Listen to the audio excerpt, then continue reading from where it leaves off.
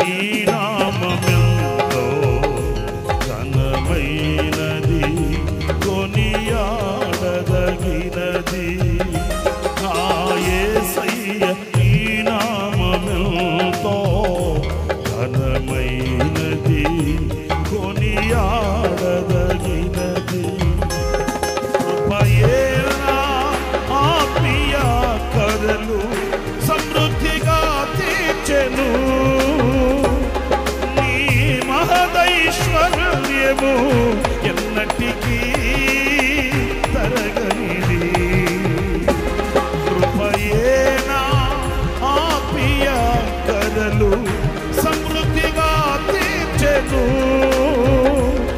నీ మహదైశ్వర్యము ఎన్నటికీ తరగనిది.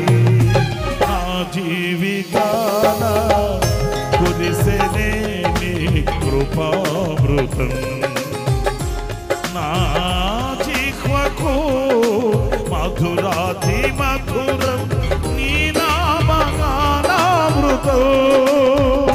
నీ కృపతోనే అనుక్షణం తృప్తి పొందెదను, నీ కృపతోనే అనుక్షణం తృప్తి పొందెదను.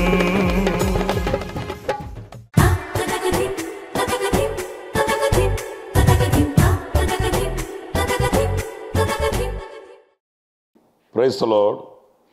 ప్రభు అయిన యేసు క్రీస్తు నామంలో మా హోసనా మినిస్ట్రీస్ తరపున మీ అందరికీ హృదయపూర్వకమైన వందనాలు తెలియపరుస్తున్నాను. ప్రభు మిమ్మల్ని ఆశీర్వదించి దీవించునుగాక. ప్రియులారా, చూడండి, అనేక విషయాలలో మనం ఎంతో జాగ్రత్త వహిస్తూ ఉంటాము. ఆరోగ్య విషయంలో ఎన్నో జాగ్రత్తలు. ఈ రోజున ఆరోగ్య వ్యవస్థను గురించి నేను కొత్తగా చెప్పాల్సిన అవసరం ఏం లేదు. తీసుకునే ఆహారాన్ని మొదలుకొని ఆరోగ్యపరంగా తీసుకునవలసిన జాగ్రత్తలు ఎన్నో మనం విశ్లేషించి మరీ విశ్లేషించి ఆ జాగ్రత్తలు తీసుకుంటుంటాను. అలాగే ఆర్థిక పరంగా కూడాను ఈరోజు పరిస్థితులు ఎలా ఉన్నాయి, రేపటి రోజు పరిస్థితులు ఎలా ఉంటాయో మనకు తెలియదు. అంచేత మనం తీసుకునవలసిన జాగ్రత్తలు ఎంతో పటిష్టంగా ఉంటాయి. ఒక్క రూపాయి విషయంలో కూడా అంత జాగ్రత్త వహిస్తారు కొంతమంది. మంచిది. అలాగే కుటుంబపు విషయంలో కొన్ని జాగ్రత్తలు ఉంటాయి, పనిచేసే వ్యవస్థలో కొన్ని జాగ్రత్తలు ఉంటాయి. ఇలాగా అన్ని విషయాలలో మనం జాగ్రత్తలు తీసుకుంటుంటాం. ముందు చూపు కలిగి బ్రతుకుతూ ఉంటాము. అయితే పరిశుద్ధ గ్రంథంలో కూడా మనం తీసుకునవలసిన కొన్ని జాగ్రత్తల్ని మనం గుర్తించవచ్చు. ఉదాహరణకి ద్వితీయోపదేశకాండం 6వ అధ్యాయం 12వ వాక్యంలో చక్కటి మాట నేను చదువుతాను, మీరు వినండి. దాసుల గృహమైన ఐగుప్తు దేశములో నుండి నిన్ను రప్పించిన యెహోవాను మరువకుండా నీవు జాగ్రత్త పడుము. ప్రియులారా, చూడండి, ఈ వాక్య భాగంలో ఐగుప్తు దేశములో నుండి నిన్ను రప్పించిన, అది ఎలాంటి దేశము? దాస్యపు గృహమైనటువంటి ఆ ఐగుప్తు దేశంలో నుంచి నిన్ను రప్పించిన యెహోవాను, అంటే ఇశ్రాయేలీయుల గురించి మనం చదువుతున్న ఈ మాటలో ఐగుప్తులో ఇశ్రాయేలీయులు ఎలా ఉన్నారు?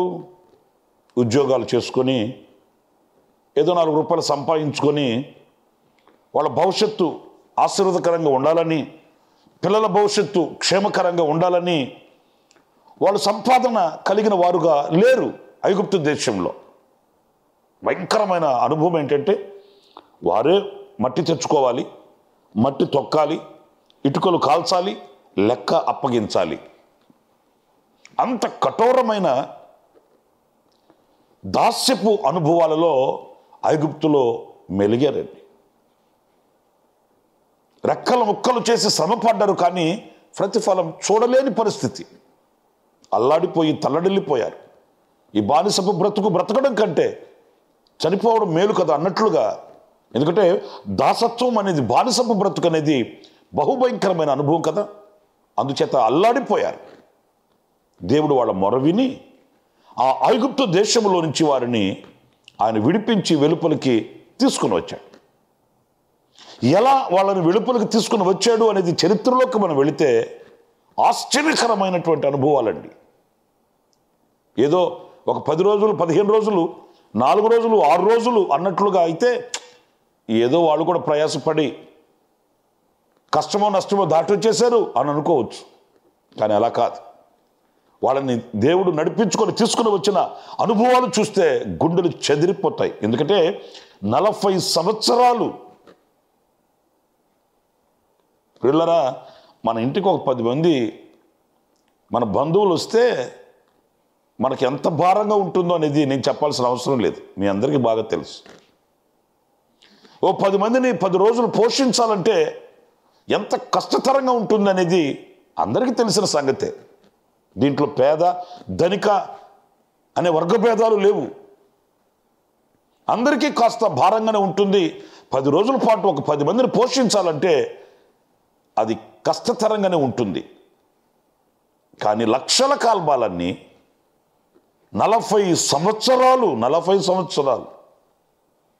వాళ్ళు త్రాగే నీరు కానివ్వండి, భుజించే ఆహారం కానివ్వండి, వాళ్ళ నివాసాలు కానివ్వండి, వాళ్ళ గుడారాలలో వాళ్ళ పరిస్థితులు కానివ్వండి, సమస్తాన్ని ఆయన వహించాడు, భరించాడు.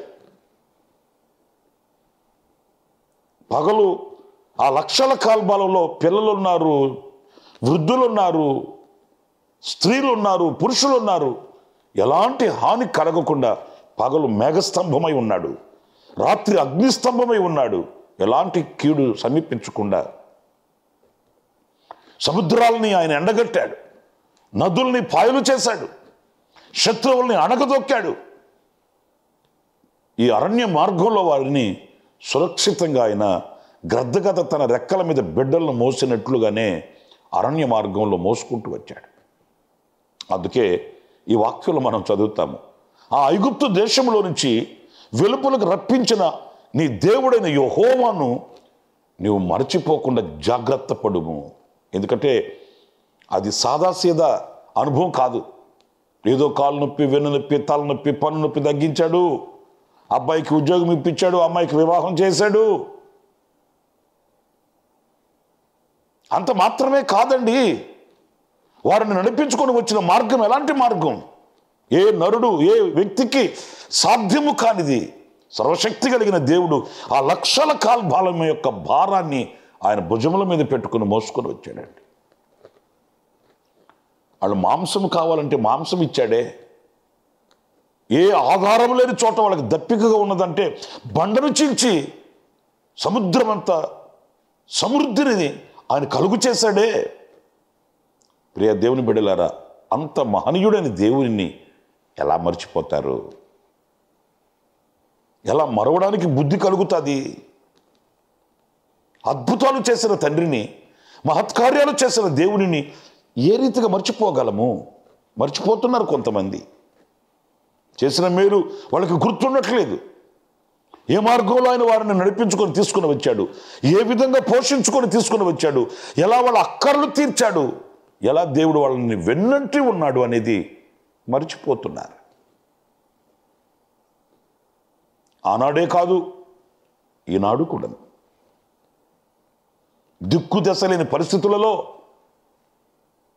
ఆయన బాహువు చాపి, ఆయన దండం చాపి ఆశ్చర్యమైన అద్భుతాలు చేసి ఆశ్చర్యకరంగా ఆదుకొనిన దేవుని యొక్క జ్ఞాపకాలు కొందరి హృదయాలలో లేవండి. ఏదో పరిస్థితులు మారే అనుకుంటున్నారు, నా కష్టకాలం తొలగింది అనుకుంటున్నారు, నాకు మంచి రోజులు వచ్చాయి అనుకుంటున్నారే. కానీ ఈ స్థితిలో నన్ను నిలబెట్టిన దేవునికి నేను ఎంత కృతజ్ఞుడనై ఉన్నాను అనే భావన చాలామందికి కనిపించట్లేదు. ప్రియులారా, దేవుని వాక్యం పలుమార్లు ఎందుకు మనల్ని హెచ్చరిస్తుంది? పలుమార్లు ఎందుకు మనల్ని తట్టి లేపుతుంది? పలుమార్లు మన ఎదుట ఎందుకు మనకు వివేకాన్ని కలుగు చేస్తుంది అంటే జాగ్రత్త పడుము. ఆ దేవునిని, అంత గొప్ప ఘనకార్యాలు చేసిన దేవునినే మరిచిపోతే ఇంక అంతకంటే ద్రోహం మరొకటి లేదండి. కనుక మనం తీసుకునవలసిన జాగ్రత్తలలో ప్రప్రథమముగా మనల్ని ఐగుప్తు దేశంలో నుంచి, దాస్యపు గృహంలో నుంచి విడిపించి వెలుపలకు తీసుకుని వచ్చి మనల్ని స్వతంత్రులుగా చేసిన దేవునికి మనం కృతజ్ఞులమై ఉండాలి. ఆయన చేసిన మేలులను ఎప్పటికీ మరువకూడదు అనేది ఒక మాట. ఇంకొక మాట నేను మీకు జ్ఞాపకం చేస్తాను. అది న్యాయాధిపతుల గ్రంథంలో 13వ అధ్యాయం 4వ వాక్యాన్ని నేను చదువుతున్నాను, జాగ్రత్తగా ఆలకించండి. కాబట్టి నీవు జాగ్రత్తగా ఉండి ద్రాక్షరసమునే గాని మద్యమునే గాని త్రాగకుండుము, అపవిత్రమైనది ఏదైనను తినకుండుము. పిల్లలు చూడండి, ఈ వాక్య భాగంలో లోక సంబంధమైన కొన్ని సుఖభోగాలు ఉన్నాయండి. వాటి విషయంలో కాస్త జాగ్రత్తగా ఉండాలి అనేది ఈ రెండవ అనుభవాన్ని మనం గుర్తిస్తున్నాం. ద్రాక్షారసమైనను మద్యమునైనను, ఈ లోక సంబంధమైన ఈ సుఖానికి సంబంధించిన ఈ పాపభూయిష్టమైన అనుభవాల్ని మనం దగ్గరకు రానివ్వకుండా జాగ్రత్త పడాలంట. మనకు తెలుసు ఏది మనకు దైవత్వానికి విరోధమైనది, ఏది మనకు హానికరమైనది, ఏది అపవిత్రమైనది, ఏది పవిత్రమైనది మనకు తెలుసు. కానీ దాని విషయంలో జాగ్రత్త వహించకపోవడం. యవనస్తుడైన అబ్బాయి ప్రార్థన చేయించుకోవడానికి వస్తే, ఏ విషయంలో ప్రార్థన చేయాలి తమ్ముడు అని అడిగాను. ఆ తమ్ముడు కన్నీళ్లు పెడుతూ ఏడుస్తూ చెప్తున్నాడు. సరదాగా స్నేహితులతో కూడా కలిసి, సరదాగా, త్రాగాలని కాదు, తినాలని కాదు, ఉండాలని కాదు, సరదాగా స్నేహితులతో కూడా కలిసి కొన్ని అలవాట్లకి నేను లొంగిపోయాను. ఇప్పుడు ఆ అలవాట్లు నన్ను ఒక భయంకరమైన పరిస్థితికి తీసుకుని వెళ్ళిపోయాయి. ఈ సంగతి నా తల్లిదండ్రులకు తెలిస్తే వాళ్ళు బ్రతకరు. అలాగని నేను వాటిని విడిచిపెట్టి ఆ పరిస్థితుల నుంచి బయటకు వచ్చే పరిస్థితుల్లో నేను లేను. ఈ రెండింటి మధ్య ఏం చేయాలో అర్థం కాక చావే శరణ్యం అనుకుంటున్నాను. యవనుడు, నిండు యవనుడు. నేను అన్నాను, ఈనాడు కలిగిన ఆ బాధ మరి ఆ మొదటి దినాన అయ్యో నేను ఇది చేయకూడదే, ఇలా ఉండకూడదే అనే ఆలోచన నీకు రాలేదా? సరదాగా. అందుకే వాక్యం అంటుంది, ఈ పాపభూయిష్టమైన, ఈ లోక సంబంధమైన ఈ సుఖాన్ని, లోక సంబంధమైన ఈ భోగాన్ని కలిగించే వీటి విషయంలో నువ్వు జాగ్రత్తగా ఉండాలి. కొందరికి కుటుంబంలో ఉండవలసింది ఏంటి, ఉండకూడనివి ఏంటి తెలియదండి. కుటుంబానికి క్షేమకరమైనవి ఏంటి, కుటుంబాన్ని నాశనం చేసేవి ఏంటి అనేది తెలియదండి. పిల్లల చేతుల్లో కూడా అవే ఉంటాయి, పెద్దల చేతుల్లో కూడా అవే ఉంటాయి. పిల్లలు చూసేవి అవే, పెద్దలు చూసేవి అవే. మీరు చూడండి కావాలంటే కొన్ని కుటుంబాలు, పెద్దలు, చిన్న పిల్లలు అందరూ కూర్చొని ఒకే దృశ్యాన్ని చూస్తుంటారు. అది సినిమానే కావచ్చు, ఇంకొకటి కావచ్చు. నేను ఒక్క మాట అడుగుతున్నానండి, చిన్న పిల్లల్ని ప్రక్కన కూర్చొని పెట్టుకొని ఆ సినిమాలు చూపించుకుంటూ మీరు మురిసిపోతున్నారంటే మీకు ఒకే ట్రీట్మెంటు, మీ పిల్లలకి ఒకే ట్రీట్మెంటా? మీరు చూసేది ఒకే దృశ్యము, మీ పిల్లలు చూసేది ఒకే దృశ్యాలా? ఎంతవరకు మీకు క్షేమం అది? ఎంతవరకు మీ పిల్లలకు క్షేమం అది?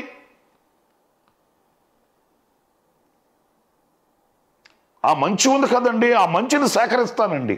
ఓకే, ఒకవేళ నీకు అంత పరిజ్ఞానం ఉండొచ్చేమో, నీకు అంత వివేకం ఉండొచ్చేమో, నీవు మంచిని మాత్రమే తీసుకొని చెడుని విడిచిపెట్టొచ్చేమో. ఒకవేళ నీ టాలెంట్ అయి ఉండొచ్చు.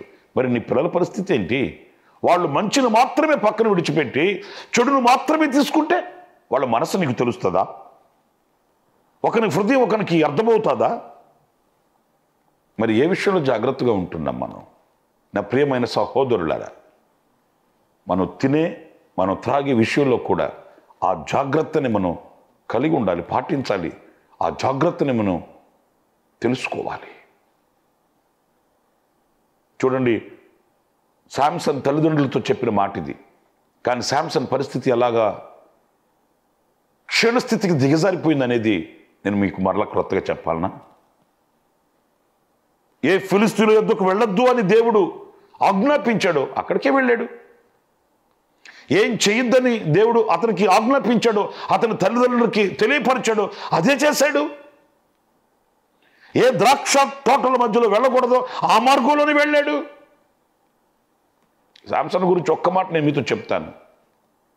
శాంసన్ పతనమైపోవడానికి కారణం అతని సొంత నిర్ణయాలు. అతని సొంత నిర్ణయాలండి. తల్లిదండ్రుల నిర్ణయం తీసుకోలేదు, పెద్దల నిర్ణయం తీసుకోలేదు. అతనికి ఏది తోస్తే అది చేసుకుంటూ సొంత నిర్ణయాలకి బానిస అయిపోయాడు. అతని సొంత నిర్ణయాలే అతన్ని పతనానికి తీసుకుని వెళ్ళాయి. జాగ్రత్త లేకపోతే మనం చాలా కోల్పోయిన వారం అవుతాం. శాంసన్ వివేచించలేకపోయాడు. అయ్యో, నాకు పెద్దలు ఉన్నారు, నాకు తల్లిదండ్రులు ఉన్నారు, నేను పుట్టక మునిపే దేవుడు తెలియపరిచిన నిబంధన ఇది, నేను పుట్టక మునిపే దేవుడు గొప్ప ప్రణాళికను ఆయన తెలియపరిచాడు అనే వివేకం లేకుండా ప్రవర్తించాడు. తుదకు తనకు తాను క్షేమం కాదు, తాను ఎవరికీ క్షేమం కాదు. ఏ ఫిలిస్తీయుల చేతిలో నుండి ఇశ్రాయేలీయులను విడిపించాలనో అదే ఫిలిస్తీయుల చేతులు చిక్కిపోయాడు. బహుభయంకరమైన వేదనకరమైన అనుభవాలండి ఇవన్నీ. ప్రియులారా, ఈ ద్రాక్షరసం విషయమైనను మద్యము విషయమైనను అపవిత్రత ఏదైనను తినకుండా, దగ్గరకు రానివ్వకుండా మనం జాగ్రత్త పడాలి. బబులోనులో షడ్రక్, మేషక్, అబేద్నెగోలు, దానియేలు వంటి యవనస్తులు చూడండి. ఈ ఆహారము వలన మా శరీరములను మేము అపవిత్రపరుచుకొనము. ఏది? ఈటింగ్ హ్యాబిట్స్, తినే వాటి విషయంలో. ఏముంది, దేశం మారి దేశంకి వచ్చాము, ఇక్కడ అలవాట్లు, ఇక్కడ కల్చర్ ఇది. అది పెద్ద తప్పేమి కాదు. అయినా మనం కోరుకొని మనం తెచ్చుకుంది కాదు. ఒకరి చేతిలో మనం ఉన్నాం. వాళ్ళు ఏం చేస్తే, వాళ్ళు ఏది చెప్తే అది మనం వినాలి, కనుక మనం తినాలి అని అనుకోలేదు. ఆ స్థితిలో కూడా వాళ్ళు పవిత్రతను కాపాడుకున్నారు. అందుకే రాజ్యంలో కొనియాడబడ్డారు, పరిస్థితుల్ని మార్చగలిగారు, అగ్నిని చల్లార్చగలిగారు, సింహాల నోళ్లు మోయగలిగారు. ఆ జాగ్రత్త. మరి మనం ఎలా ఉన్నాము, మనం ఏ స్థితిలో ఉన్నాము అనేది మనం గుర్తు చేసుకోవాలి. ఇంకో చిన్న విషయం కూడా నేను మీతో చెప్తాను. అది మత్తయి సువార్త 16వ అధ్యాయం 6వ వాక్యాన్ని నేను చదువుతున్నానండి, జాగ్రత్తగా వినండి. అప్పుడు యేసు చూచుకొనుడి, పరిసయ్యులు సద్దూకయ్యులు అనువారి పులిసిన పిండిని గూర్చి జాగ్రత్త పడుడని వారితో చెప్పెను. పులిసిన పిండి ఏంటి? పులిసిన పిండి. పరిసయ్యులు సద్దూకయ్యులు, ఈ పరిసయ్యులు సద్దూకయ్యుల యొక్క బోధ కానివ్వండి, వాళ్ళ సంభాషణను గూర్చి పరిశుద్ధ గ్రంథులు మనం చదువుతాం. అది పులిసిన పిండి. పురులరా, ఎందుకు ఈ పులిసిన పిండిని గురించి జాగ్రత్త పడమన్నాడంటే, ఈ పులిసిన పిండి కొంచెమేనైనా ముద్దంతటిని పాడు చేసేస్తుంది. వారి బోధ, వారి సంభాషణ కొంచెమేనైనా మనసుని కలత చెందించి, మనసుని కలవరపరిచి, మనసుని కల్ముషంతో నింపేస్తుంది. ఈ పులిసిన పిండి ఎంతో అవసరం లేదు, కొంచెం చాలు. ఆ కొంచెం పులిసిన పిండి ఏం చేస్తుంది? ముద్దని దేనికి పనికి రాకుండా చేసేస్తుంది. పులిసిపోయింది, పడేయండి, బయట పడేయండి. ఎందుకు పులిసిపోయింది? ఎంత పులిపిండి కలిసింది? కొంచెమే. కొందరు మనతో గంటలు గంటలు మాట్లాడాల్సిన అవసరం లే, 2-3 మాటలు మాట్లాడితే చాలు, మనకున్న విశ్వాసం అంతా పోద్ది. కొందరు మనతో రోజులు తరబడి ప్రయాణం చేయాల్సిన అవసరం లే, 1 గంట మనతో కూర్చుంటే చాలు, మనకున్న దైవత్వం అంతా పోద్ది. వాళ్ళు అట్లా మాట్లాడుతారు, అలాంటి విషయాలు చెప్తారు వాళ్ళు. చాలామంది భక్తులు ఉన్నారండి, ఫలానా భక్తుడు చూడు, ఫలానా భక్తుడు చూడు, ఫలానా వ్యక్తులు చూడు. మరి వాళ్ళందరూ క్రైస్తవులే కదా, వాళ్ళంతా భక్తులే కదా, దీంట్లో తప్పేముంది? ఇలాగ మన బ్రెయిన్, మన మనస్సుని, మన మైండ్ వాషౌట్ చేస్తారు. ఈ పరిసయులు సద్దుకాయులు వాళ్ళ యొక్క బోధలు ఎలా ఉంటాయి అంటే మంచి చేసినట్లుగానే ఉంటాయి, మేలు చేసినట్లుగానే ఉంటాయి, కానీ అది తుదకి దైవత్వానికి మనల్ని ఎడమ చేసేస్తాయి. ఆ పులుసుల పిండి ఏదో చేదైన అనుభవాలు మనసులో విత్తడం. మీకెందుకు ఒక చిన్న మాట చెప్తాను. ఒక గుడ్డెత్తని ప్రభు బాగు చేశాడు, అందరూ సంతోషించాలి కదా. ఒక కనులు లేని గుడ్డివాడు బాగుపడితే సంబరాలు చేసుకోవాలి, సంతోషించి గంతులు వేసి ఆ వార్త ప్రకటన చేయాలి. మనలో ఒకడు గుడ్డివాడు బాగుపడితే ఎంత సంతోషం ఉండాలి. లేదు, చుట్టుముట్టేశారు ఆ గుడ్డివాడిని. నిన్ను బాగు చేసింది ఎవడరా అంటాడు. పాప మా గుడ్డెతను చెప్పాడు, అయ్యా ఆయన ప్రభు ఎవరో యేసు ప్రభు యేసయ్య నన్ను ముట్టాడు, స్వస్థపడ్డాను నేను అంటే. ఆయన ఎవరో తెలుసంటారా నీకు? పిచ్చి పిచ్చి మాటలని చెప్తున్నారండి. ఏం కుళ్ళిన సమాజం అండి. బాగుపడ్డవాడిని చూసి సంతోషించి ఆనందించి వాడికి ఇంకా కొన్ని మేలైన మాటలు చెప్పి మన జీవితాన్ని కట్టేటట్లు ఉండాలి, కానీ కట్టబడిన దాన్ని కోల్దోసేటట్టు ఉండడం ఏంటండి? కూడా తాగుబోతాయి, కుటుంబాన్ని పట్టించుకోకుండా, ఇల్లు పట్టించుకోకుండా, ఒళ్ళు పట్టించుకోకుండా కాలువల దగ్గర పడుంటే ఎవరు పట్టించుకోరు. ఆడు ఇంటికి ఒంటికి చెడిన వాడి కాలువల దగ్గర కక్కుకొని ఆడు పడుంటే ఎవడు పట్టించుకోడు, ముక్కు మూసుకొని వెళ్ళిపోతారు. అదే వ్యక్తి కనుక బాగుపడి బైబిల్ పట్టుకుని మందిరానికి వస్తుంటే ఎన్ని నోర్లు మాట్లాడతాయో.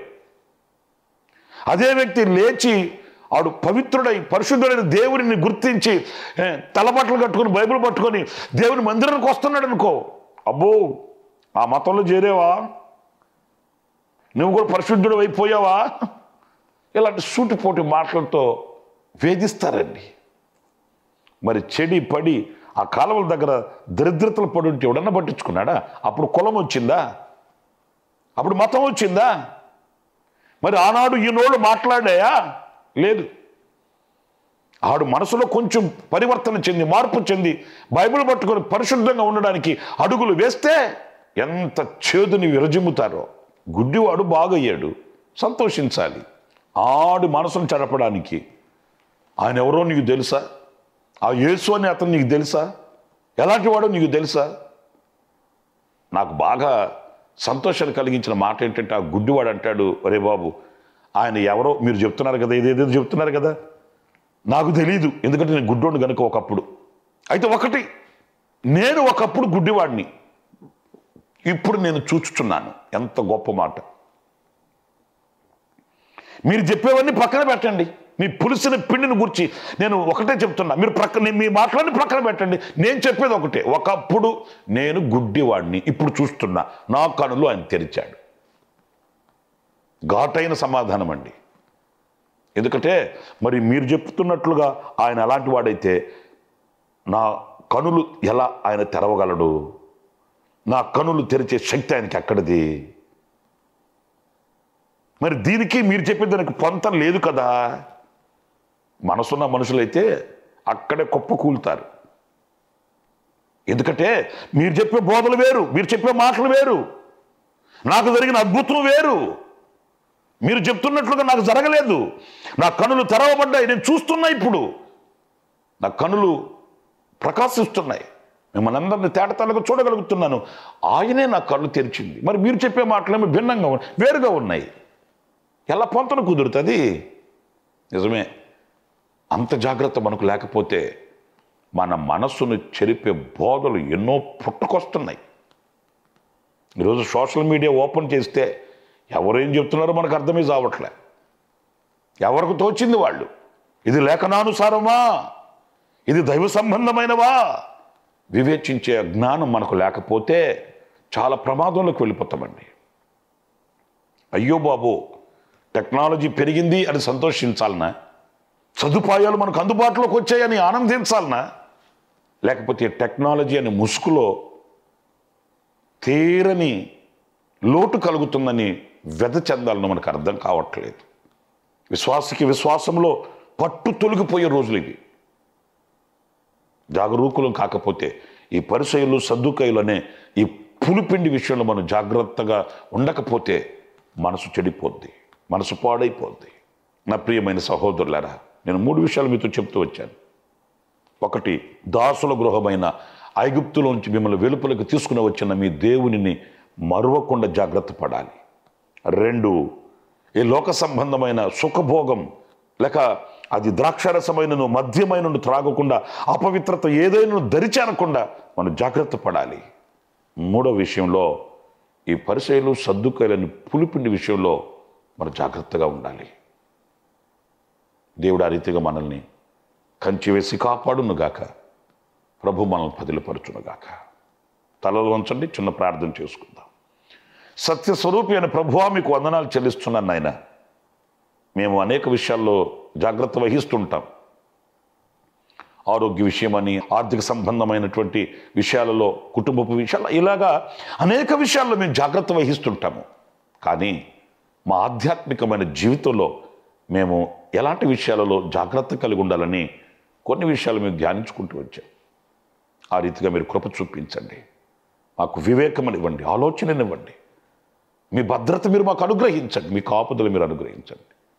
కుడికైనను ఎడమకైనను తొలగక మిమ్మల్ని చూస్తూ మా పరుగు పందెంలో పరిగెత్తడానికి ఓర్పును, నేర్పును, సహనాన్ని, సంతోషాన్ని మీరు కలిగించి మమ్మల్ని మీ చిత్తానుసారంగా నడిపించమని మమ్మల్ని మీ చేతులు సమర్పించుకుంటూ, ఎవరైతే ఈ మాటలు వింటున్నారో, ఎవరి హృదయంలో తీర్మానం చేసుకుంటున్నారో వారిని అందరిని స్థిరపరచమని యేసు నామములో ప్రార్థన చేసి వేడుకొనుచున్నాను తండ్రి.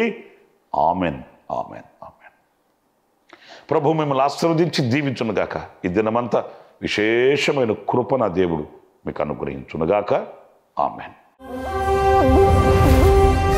ప్రతి దినము ఈ అనుదిన కృపాను సందేశాల కొరకు, ఇంకా మరిన్ని ఆత్మ సంబంధమైన సందేశాల కొరకు ఈ మా యూట్యూబ్ ఛానల్ ని సబ్స్క్రైబ్ చేసుకోండి. Pastor Ramesh, ministries.